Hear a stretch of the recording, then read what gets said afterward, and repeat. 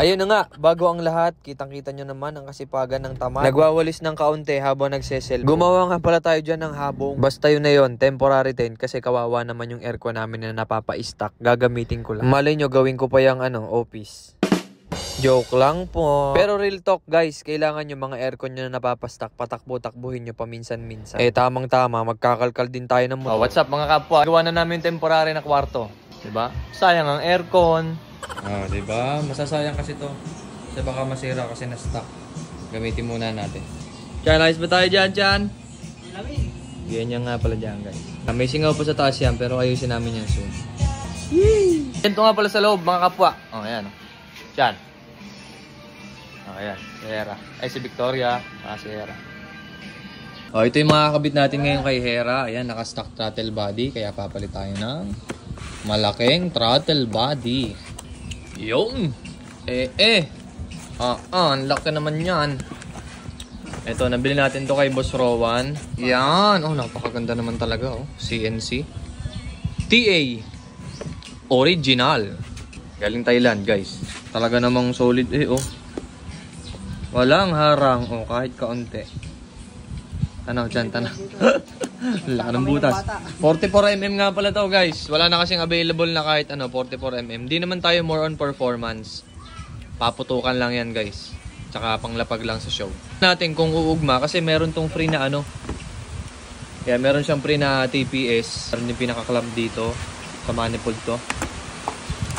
200cc na injector. 200cc.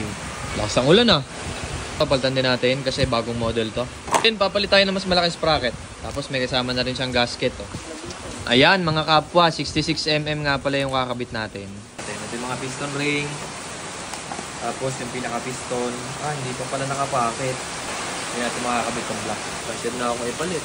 6mm din na CNC Wire 1. Kabit na natin yung throttle body. A little bit of problem guys, di natin makakabit ngayon ang black kasi ito ay blankong piston. Ayan, kailangan pa nating ipatira yan sa marunong talaga kasi hindi natin pwedeng i-port-port lang yan. Dapat machine shop talaga. Stock lang din naman ikakabit natin na barbula kaya okay lang. Kaso nga lang, ganito, ipapamachine shop pa natin.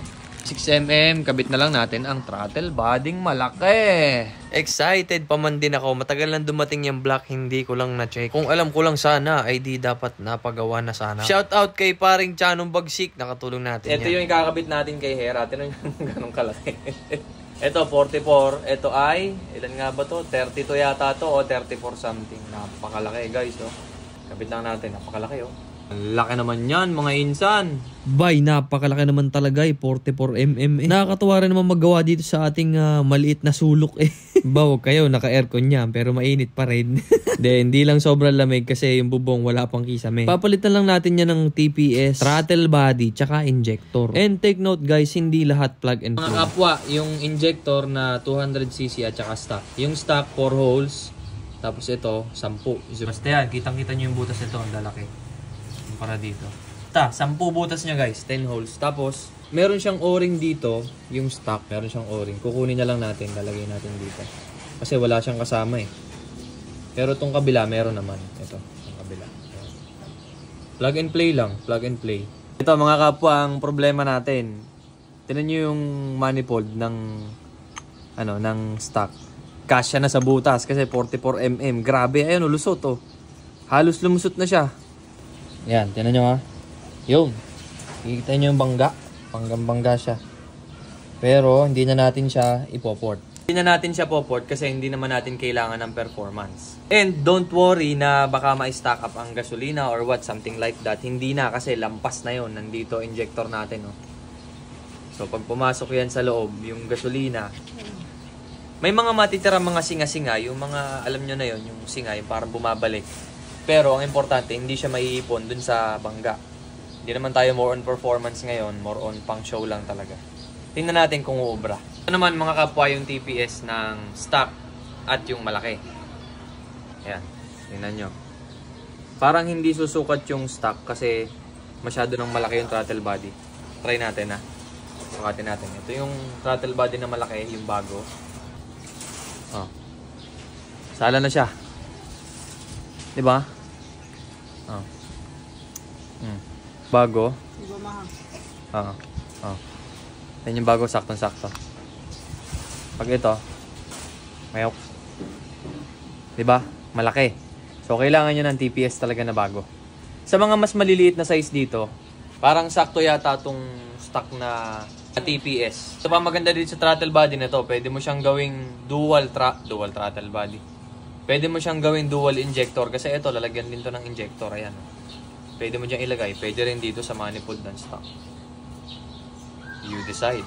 Ito mga kapwa, tip sa gusto magkabit ng ganitong kalaki. So, ito ang magiging manifold mo, pangdugsong ng manifold. Tignan mo, ang layo, ang laki. Diba? So, pag ginanon mo siya, hindi niya na masasakop to. Kaya ang gagawin nyo, ito gagawin natin. Kakabit muna natin to sa stock na manifold. Tsaka natin siya sasakupin nito. Kasi sakto yung butas eh. Oh. Ito nyo?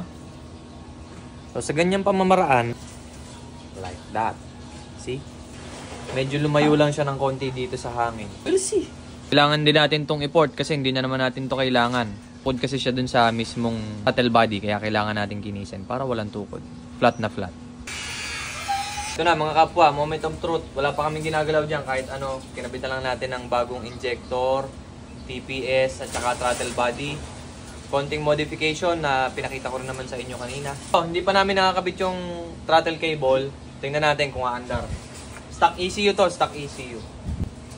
Fuel line, check. Throttle body, TPS, check. Wala pa kaming ginagalaw ha. Bubuhay natin siya.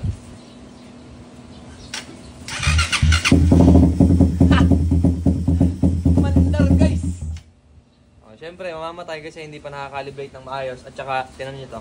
Makita mo to dyan. Medyo maluwag pa yung manifold natin kasi may kailangan pa tayong ayusin. Medyo maluwag pa yung manifold natin.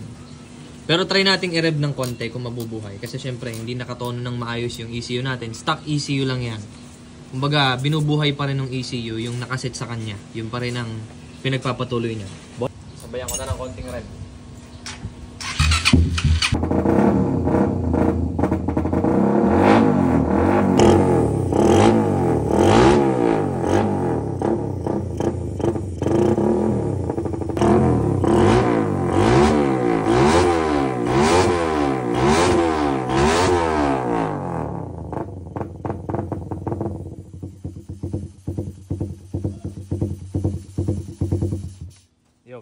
Wala nga lang siya minor.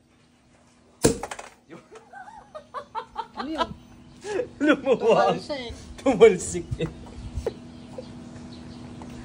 Ano? Maluwag kasi.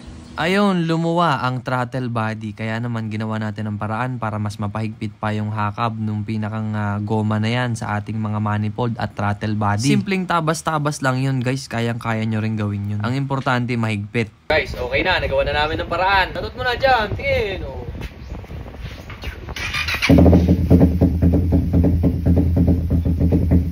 Wala pa tayong ginagalaw dito. Iitin natin ng konti yung hangin, dagdagan natin ng konti or bawasan. We'll see.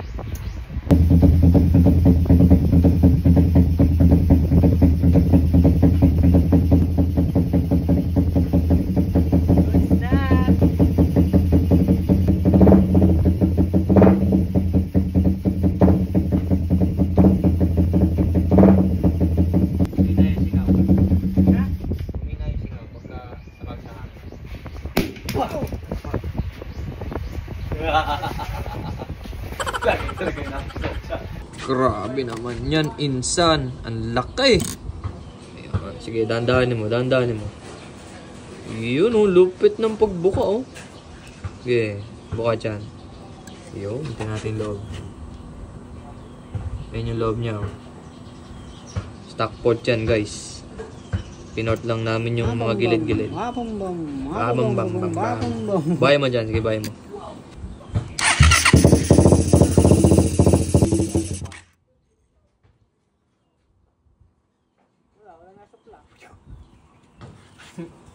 Binabaril kami niyan eh pag namamatay. Pansamantala kasi itong black ipapaayos pa natin yung piston niyan. Ayun, shoutout muna kay Ichan. Goods naman guys kasi tumatakbo na rin naman siya ngayon. Yun lang din naman ang aim natin.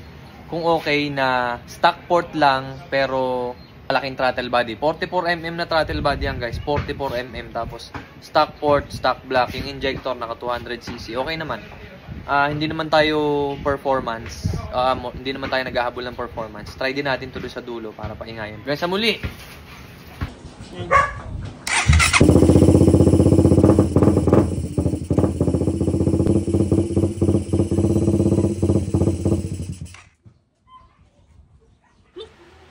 At ayun, nagtagumpay ang ginawa naming solusyon. Ay kitang-kita naman ninyo, hindi na siya nahuhugot. Basta dapat mahigpit lang at walang singawang hangin. Next, black.